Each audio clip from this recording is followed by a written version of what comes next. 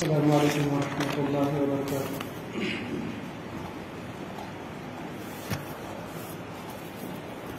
الحمد للہ الملک الجبار الواحد القہار، واشهد ان لا الہ الا اللہ وحدہ لا شریک لہ رب السماوات والارض وما بینہما العزیز الغفار، واشهد ان محمدا عبده ورسوله المصطفى المختار صلی اللہ علیہ وعلى آلہ وصحبہ الاطہار الاخیار، اما بعد۔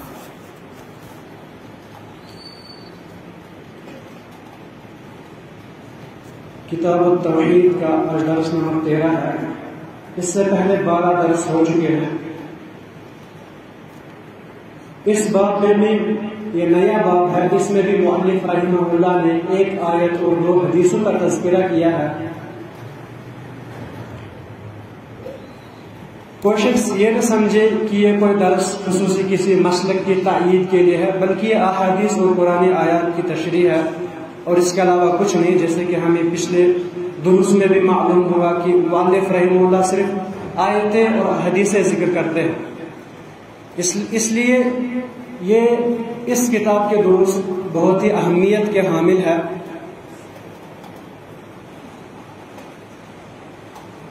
اور جب ایک انسان اس طرح کے دروس، اس طرح کی آیات، اس طرح کے احادیث پڑھ کے اپنی زندگی میں عملاتا ہے تو اس کی زندگی میں ایک سکون آتا ہے۔ پھر اسے اللہ تعالیٰ ایسی زندگی عطا کرتا ہے کہ جب وہ یہاں سے دنیا سے جاتا ہے تو اللہ تعالیٰ اس سے خوش ہوتے ہیں اور لوگ اس کے دکھ میں روتے ہیں۔ کیوں نہ میں اس ایک شاعر کا تذکرہ کروں۔ انہوں نے ایک شعر بیان کیا ہے، وَلَدَتْكَ أُمُّكَ يَا ابْنَ آدَمَ بَاكِيًا وَالنَّاسُ حَوْلَكَ يَضْحَكُونَ مَسْرُورًا۔ اسی شعر کو ایک روبن شرما ایک آدمی ہے، انہوں نے ایک کتاب لکھی ہے، ان کی ایک سیریز ہے Who Will Cry When You Die. انہوں نے اس میں ایک چیز ذکر کیا کہ when you born people were crying, people were happy and you were crying۔ جب آپ پیدا ہوئے تھے تو لوگ خوش تھے لیکن آپ رو رہے تھے، لیکن اب کیا کرنا ہے؟ live your life in such a way، اب زندگی ایسی گزارو when you will die people will be crying، when you will die you will be happy and people will be crying۔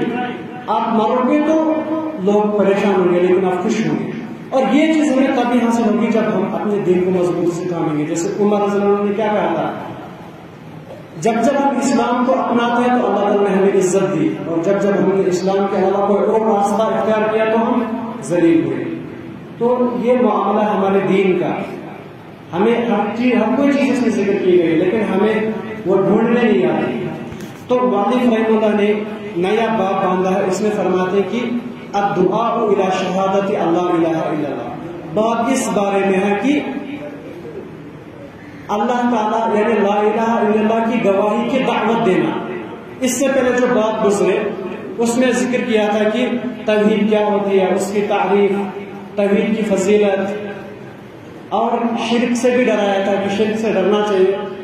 تو سورہ اسد کے تناظر میں مؤلف رحمہ اللہ نے بہت ہی اچھی ترتیب دی ہے کہ ایک انسان کو جب خود کے پاس توحید ہو، شرک سے بھی بچا ہوا ہو، لیکن تیسرا کام اس کے پاس یہ ہے کہ جیسے اللہ تعالیٰ نے بیان فرمایا اِلَّا الَّذِينَ آمَنُوا وَعَمِلُوا الصَّالِحَاتِ وَتَوَاصَوْا بِالْحَقِّ، کہ وہ حق کی تلقین کرے، اور سب سے بڑا حق توحید ہے۔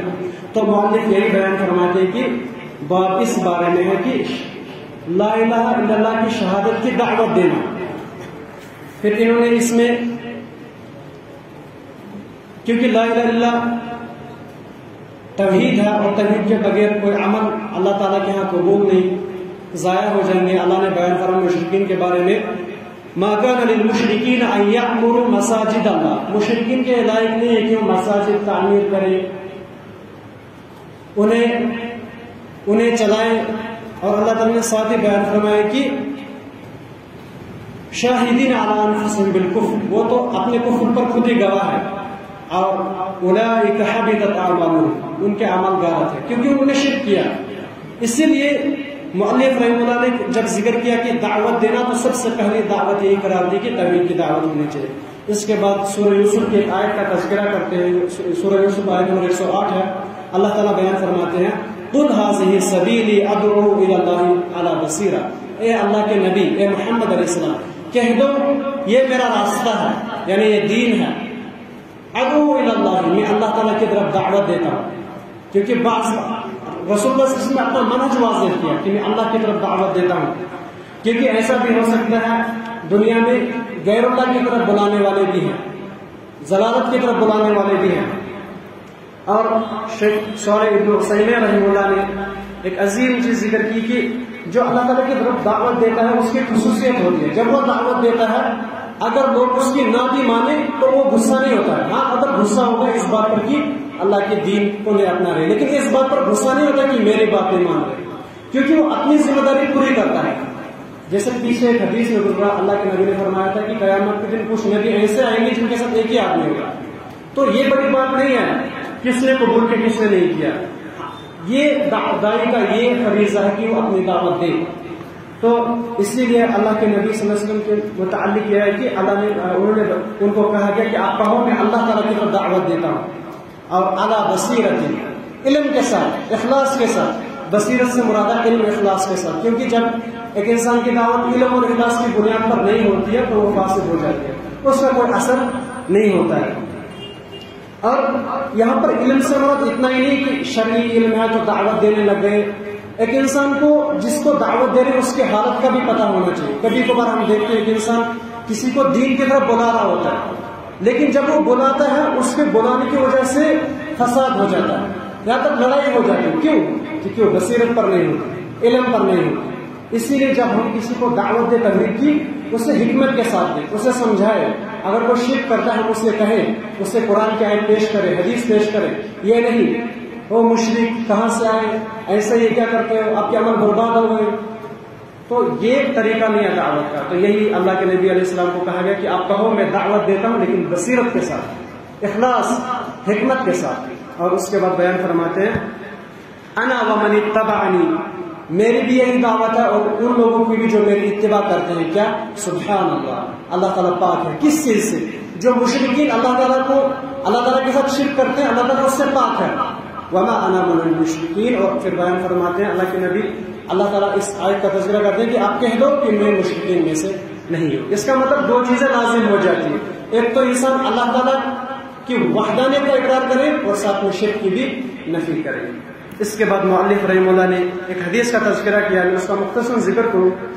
یہ حدیث صحیح بخاری کتاب المغازی، صحیح مسلم کتاب الایمان میں ہے. جب کوئی حدیث بخاری مسلم میں ہو پھر اس کی صحت پر کوئی شک نہیں ہوتا، وہ متفق علیہ حدیث اور بخاری کی تمام احادیث کے صحیح ہونے پر اجماع ہے. بیان فرماتے ابن عباس رضی اللہ تعالیٰ عنہ کہ ان رسول اللہ صلی اللہ علیہ وسلم، اللہ کے نبی علیہ السلام نے لما بعث معاذ الى یمن، جب الیمن، جب اللہ کے نبی علیہ السلام نے یمن کو معاذ رضی اللہ عنہ کو یمن کی طرف بھیجا. امام بخاری رحمہ اللہ بیان فرماتے 10 ہجری کا واقعہ ہے جب اللہ کے نبی نے معاذ کو ایک قاضی اور حکمران حاکم بنا کر وہاں پر بھیجا تھا اور فرمایا تھا قال انک تأتی قوم من اہل الکتاب، اے معاذ آپ اہل کتاب کے پاس جا رہے ہیں. تو اہل کتاب سے مراد یہ کہ وہاں پر یہود و نصارہ تھے. امام قرطبی رحمہ اللہ بیان فرماتے ہیں کہ اکثری طور پر یہود و نصارہ کی تھی. اللہ کے نبی نے اس کو اس لیے کہا تاکہ وہ تیار ہو جائے، کیونکہ جو یہود تھے یا نصارہ تھے وہ علم میں مشرکین سے زیادہ جاننے والے تھے. اسی لیے اللہ کے نبی نے کہا تھا کہ آپ یمن کی طرف جا رہے ہیں، وہاں پر اہل کتاب ہے تو خیال رکھنا. پھر کچھ نصیحت کی، آپ دعوت کیسے پیش کرو گے، پہلے کس چیز سے شروعات کرو گے. فرمایا فَلْيَكُنْ أَوَّلُ مَا تَدْعُوهُمْ إِلَيْهِ، سب سے پہلی چیز جس کی طرف آپ انہیں دعوت دو گے وہ کیا ہونا چاہیے؟ شہادت اللہ الہ الا اللہ. آپ ان کو پہلے یہ دعوت دینا کہ آپ گواہی دے دو اللہ تعالیٰ کے سوا کوئی معبود نہیں. کچھ روایت میں یہ بھی آیا ہے کہ اور محمد صلی اللہ علیہ وسلم اللہ کے رسول ہے. تو یہ چیز ہمیں یہ بتاتی ہے کہ اللہ کے رسول صلی اللہ علیہ وسلم کو ایک حکمت تھی کہ کن لوگوں سے مخاطب ہوں اور کس طرح سے میں بات کروں. اور سب سے پہلے دعوت کیا ہونی چاہیے؟ توحید ہونی چاہیے. اسی لیے ہم ہمیشہ شروعات کرتے ہیں توحید سے، کیونکہ توحید ہی تو اصل دین ہے. امام ابن تیمیہ رحمہ اللہ بیان فرماتے ہیں کہ توحید ہی اصل دین ہے، اور یہی کلمہ شہادت ہے جس کے ذریعے سے انسان شرک سے اسلام میں آ جاتا ہے، اور اگر اسی کا انکار کر دے تو اسلام سے شرک میں داخل ہو جاتا ہے۔ تو اسی لیے ہم دیکھتے ہیں بہت سارے لوگ بہت کوشش کرتے ہیں، بہت محنت کرتے ہیں، دعوت دیتے ہیں، لیکن ان کی دعوت کبھی بھی توحید پر مبنی نہیں ہوتی۔ بے شک وہ فضائل بیان کرتے ہیں، وہ اعمال کے متعلق احکام بیان کرتے ہیں، لیکن توحید کا کبھی تذکرہ نہیں ہوتا۔ یہ افسوس کی بات ہے، کیونکہ اللہ کے نبی علیہ السلام نے ہمیشہ اس سے شروعات کی اور وصیت بھی کی صحابہ کو، پہلی دعوت یہی دینا۔ اس کے بعد کہا اگر یہ لوگ اس چیز کا انکار کر دے، ایک روایت میں ہے کہ ان کو اللہ تعالیٰ کی وحدانیت کی دعوت دینا، اگر اس کا اقرار کر لیں فَإِنْهُمْ أَطَاعُوا لِذَلِكَ، اس کے بعد کیا کرنا، فَأَعْلِمْهُمْ أَنَّ اللَّهَ افْتَرَضَ عَلَيْهِمْ 5 صلوات۔ دوسری دعوت، دوسری چیز جو آپ ان کے سامنے رکھو گے، آپ انہیں یہ کہنا کہ اللہ تعالیٰ نے آپ پر 5 نمازیں فرض کی۔ تو دوسری دعوت یہ ہونی چاہیے کہ آپ انہیں یہ کہنا اللہ تعالیٰ نے آپ پر 5 نمازیں فرض کی ہے، لیکن تب جب وہ شہادت کا اقرار کرے، کیونکہ اگر وہ شہادت یعنی کلمہ توحید کو نہ اپنائے تو پھر نماز کا فائدہ نہیں ہے۔ اس کے بعد ایک چیز کا اس یہاں پہ استدلال کرتے ہیں علماء کی، فرمایا اللہ کے نبی نے آپ ان سے کہنا اللہ تعالیٰ نے آپ پر 5 نمازیں فرض کی ہے، یعنی کہ پھر اس کا مطلب ہے وتر جو فرض نہیں ہے۔ اگر وتر فرض ہوتی تو اللہ کے نبی نے فرماتے کہ 6 نمازیں آپ پر فرض ہے۔ تو بہرحال فرمایا اگر وہ اس کا بھی اقرار کر لے، اس کے بعد کس چیز کی طرف دعوت دینا، ان اللہ افترض علیہم صدقۃ، کہ آپ پر اللہ تعالیٰ نے زکوٰۃ کو واجب کیا ہے۔ اور پھر فرمایا تؤخذ من اغنیائہم وترد علی فقرائہم، زکوٰۃ کس لیے فرض کی ہے؟ کیونکہ ہم مالداروں سے وہ مال لیں گے اور فقراء کو دیں گے۔ اور پھر فرمایا فإنہم أطاعوا لذلک، اگر وہ اس بات کا بھی اقرار کر لیں، اسے مان لے، فإیاک، پھر فرمایا فإیاک وکرائم اموالہم، آپ اس چیز سے بچنا کہ آپ ان کے مال میں سے لوگے تو اچھا لوگے نہیں۔ علماء بیان فرماتے ہیں احادیث سے ثابت ہوتا ہے کہ جب ہم زکوٰۃ لیں تو وہ مال نہ زیادہ کم قیمت کا ہونا چاہیے، نہ اونچے درجے کا، یعنی درمیانی ہونا چاہیے۔ انسان بولے گا زکوٰۃ کے لیے وہ مال نکالو جو سب سے اہم ہے، نہیں، یا وہ مال نکالو جو سب سے گھٹیا ہے جو ہم نکالتے ہیں، نہیں، وہ مال نکالنا ہے جو درمیانی ہے۔ اور اس کے بعد فرمایا آخری چیز یہ کہ واتق دعوت المظلوم، مظلوم کی دعوت سے بچنا، مظلوم کی دعوت سے بچنا، اس کے ساتھ بھلائی سے پیش آنا۔ کیوں؟ فإنه ليس بينها وبين الله حجاب، کیونکہ مظلوم کی دعوت اور اللہ تعالیٰ کے درمیان کوئی پردہ نہیں ہے۔ اگر وہ دعا کرتا ہے تو اللہ تعالیٰ اسے قبول کر لیتا ہے۔ تو ایک عظیم حدیث ہے، ہمیں یہ بتاتی ہے کہ پہلا فریضہ جو ہے اب جب بھی دعوت دو گے تو توحید سے شروع کرنا، اور کیونکہ توحید ہی اصل دین ہے، اور یہ کہ انسان کو خیال کرنا چاہیے کہ میرے سامنے کون لوگ بیٹھے ہیں، کون سی چیز اس وقت مجھے اہم ہے بیان کرنے کے لیے، وہی چیز پیش کریں۔ اسی طرح سے ایک عظیم چیز معلوم ہوئی کہ بغیر شہادت کے انسان کا دین پورا نہیں ہے۔ اور شہادت کا کیا معنی ہے؟ پیچھے بھی ہم نے کہا کہ زبان سے بھی اقرار کرنا اور عملاً بھی اسے ثابت کرنا۔ اسی طرح سے ایک اہم چیز یہ بھی معلوم ہوئی کہ نماز اور زکوٰۃ شہادت کے بعد سب سے عظیم فرائض ہے۔ اللہ تعالیٰ نے قرآن کریم میں بہت مرتبہ نماز اور زکوٰۃ کا تذکرہ ساتھ ساتھ نہیں کیا، نماز زکوٰۃ، تو نماز اور زکوٰۃ تو اہم حصے ہیں۔ اگر ایک انسان نماز زکوٰۃ چھوڑ دے تو اس کے دین کی کوئی اہمیت نہیں رہ جاتی، وہ نامکمل ہے۔ اسی طرح سے کچھ علماء بیان فرماتے ہیں یہاں پر اللہ کے نبی علیہ السلام نے روزے اور حج کا ذکر کیوں نہیں کیا؟ اس کا مطلب یہ نہیں کہ وہ اہم نہیں ہے، اس لیے نہیں کیا کیونکہ اللہ کے نبی علیہ السلام کے پاس ایک حکمت تھی، وہ وہیں پر کوئی چیز تذکرہ کرتے، کسی چیز کا ذکر وہیں پہ کرتے جہاں اس کی اہمیت ہوتی ہے۔ بہرحال آخری چیز اس میں یہ چیز ہمیں معلوم ہوئی کہ اللہ تعالیٰ اللہ کے نبی علیہ الصلوۃ والسلام جب کسی کو دعوت دینے کے لیے بھیجتے تو اللہ کے نبی علیہ السلام کے پاس ایک حکمت تھی کہ مجھے کن لوگوں سے سامنا کرنا، اس کی کیا وجہ تھی، کیسے ان کے پاس حکمت تھی؟ یا تو اللہ تعالیٰ ان کو وحی کرتے تھے، دوسری چیز یہ ہے کہ ان کے پاس ایک تجربہ تھا دعوت کا، ان کے پاس ایک حکمت تھی، اور وہی حکمت ہمیں بھی اپنانی چاہیے۔ ہماری دعوت بھی انشاءاللہ قبول ہوگی، نہیں ہوگی تو اللہ تعالیٰ کے ہاں ہم نے اپنا فریضہ مکمل کیا ہے۔